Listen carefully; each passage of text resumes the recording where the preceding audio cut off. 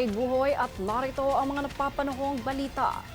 Magandang balita po dahil epektibo na ngayong araw ang dagdag na 50 pesos sa arawang sahod ng mga minimum wage earners sa National Capital Region ayon sa Department of Labor and Employment o DOLE.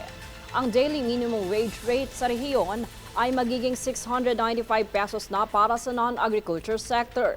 Mula naman sa 608 pesos ay magiging 658 pesos na sa agriculture sector, service at retail establishment na may 15 empleyado o mas mababa pa.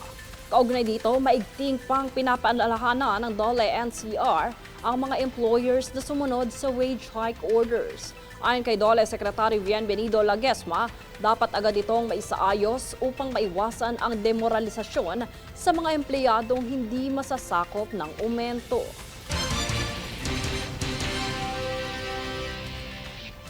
Samantala, upang lubos na maiangat ang industriya ng karne ng kambing sa bansa, maging potensyal market nito sa ibayong dagat, ilang mga produkto ang pinakilala ng DOST. Alamin ang ulat mula kay Princess Castro.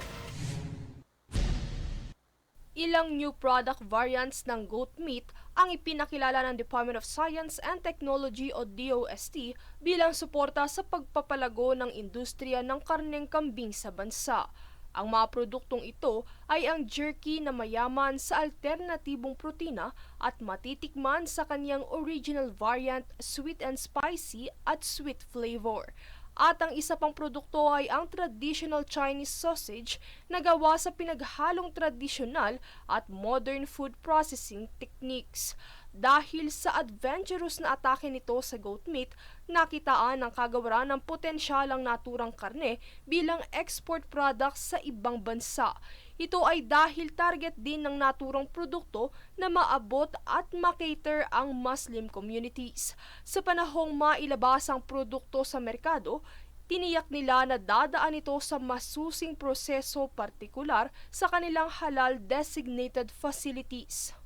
Bukod dito ay maaari ring maging pulutan ng naturang produkto sa healthy wine na dinevelop ng Industrial Technology Development Institute ng DOST. Sa pamamagitan din ng mga bagong produktong ito, matutulungang kumita at umunlad ang local goat farmers sa bansa.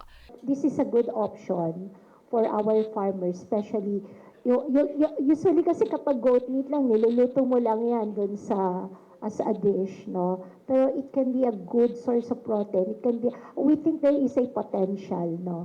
For it to be sa market, mailagay talaga sa market. Kasi you have to give options palagi to our consumers. Kaugnay ng plano nito na opisyal na ilabas ang produkto sa public market, sila ay naghahandog at nagsasagawa ng training partikular sa MSMEs.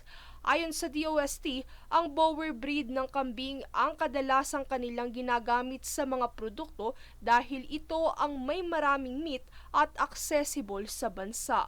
At para naman sa mga suhestyon, ilan sa mga kinonsidera ng DOST ay ang importation ng Savannah breed dahil isa ito sa may pinakamasarap na karne ng kambing.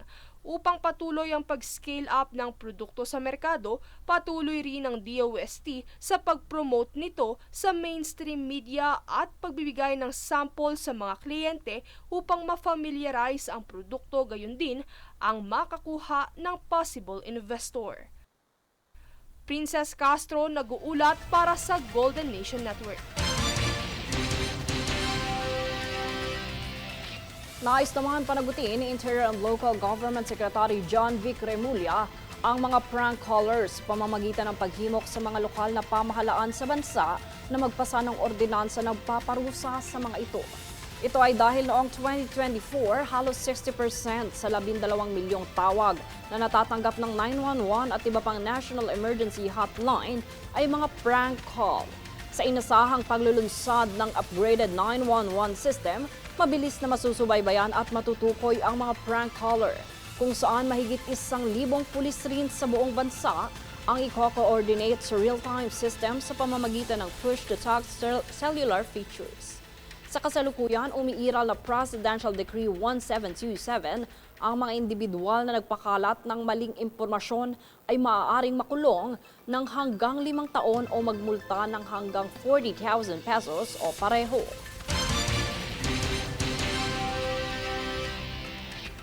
Kami ang boses ng pagbabago. Ako si Jade Buhoy at ito ang News Force. Sa ulo ng mga balita, 50 pesos kada araw na dagdag sahod para sa minimum wage earners, epektibo na. Higit 100 residente nasagip sa baha dulot ng bagyong Christine. Prank callers nais panagutin ng DILG. Piitan sa Dasmariñas at San Mateo, prioridad na ma-decongest kapag naipasa ang panukalang Jail Integration Act. Goat meat nakikitaan ng potensyal sa global market. At Pretty Little Baby singer Connie Francis pumanaw na. Patas at pantay na balita, komprehensibong ulat para sa pulso ng masa. Ito ang News